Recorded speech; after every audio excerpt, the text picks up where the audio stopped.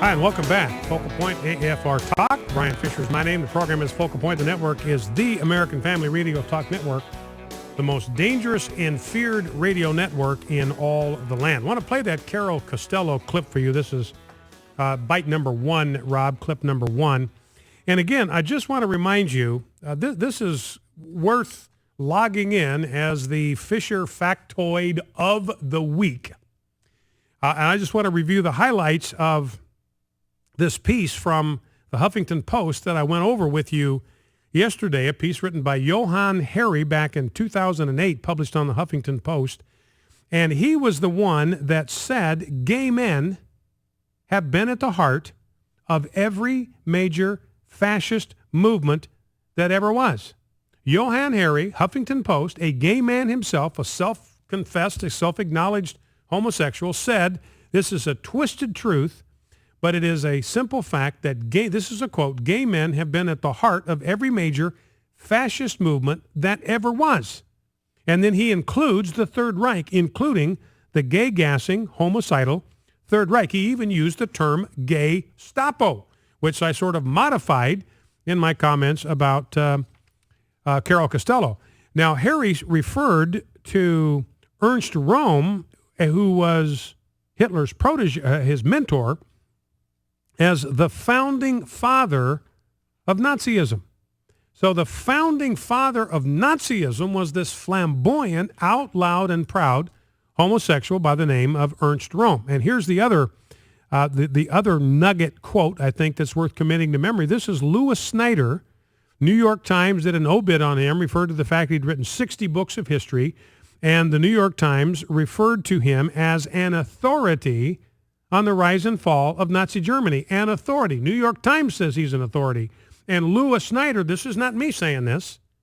This is Louis Snyder, whom the New York Times refers to as an authority on the rise and fall of Nazi Germany, said this, that Ernst Röhm, the founding father of Nazism, believed straight people weren't as adept at bullying and aggression as homosexuals. Therefore, homosexuality was given a high premium in the SA or the stormtroopers, Hitler's enforcers. Louis Snyder, eminent historian. I repeat, Ernst Röhm believed straight people weren't as adept at bullying and aggression as homosexuals. And the SA, the stormtroopers, even by Johann Hari's admission, were ultra gay at this time, predominantly gay at their time in history. Now, when Carol Costello, I mean, she's the one that brought it up. She brought up the radio program in which I had talked about these truths. And then when I began to talk about the health risks involved in homosexual behavior, maybe this is not a lifestyle we ought to encourage, that's when she got real testy, got real huffy. As soon as I started talking about the CDC and the FDA and all that and the health risks of homosexuality, it totally wigged her out. She had a wig out freak out over the deal. And I thought that was the end of it. Then yesterday on her program, she played a clip from this program, from Focal Point, the most feared and most dangerous radio network in the land, and went after me again. And listen to how she describes herself at the end of this clip. Let's listen.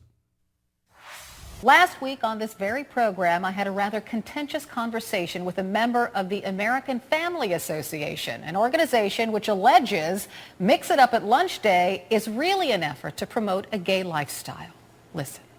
The Southern Poverty Law Center, they're out to destroy the AFA and FRC. That makes them the bullying group. That makes them the hate group. They're the ones that want to silence any view that would criticize the normalization of homosexual behavior. And we know from the CDC and from the FDA, not part of the vast right-wing conspiracy, that homosexual behavior has the same health risks associated with it. That's just not true. I'm going to end this interview now, sir. I'm sorry, because that's just not true. Mr. Fisher, thanks for sharing your views, I guess. Yes, I ended that conversation. His organization believes the event, this Mix It Up at Lunch Day event, has some hidden agenda to promote a homosexual lifestyle. And a few days ago, he came after me. And homosexual behavior is immoral, it is unnatural, and it is unhealthy. That is a simple, straightforward statement of fact. But for the Gay Gestapo, they're going to call that an insult. Now, Carol Costello, she showed you what this looks like. I mean, Carol Costello, when I was on with her CNN, she showed you what the gay Gestapo looks like in action, because she cut my water off just as soon as I started to talk about the health risks of homosexual behavior. Well, Mr. Fisher, if that's the definition of the gay Gestapo, then I'm a proud card-carrying member.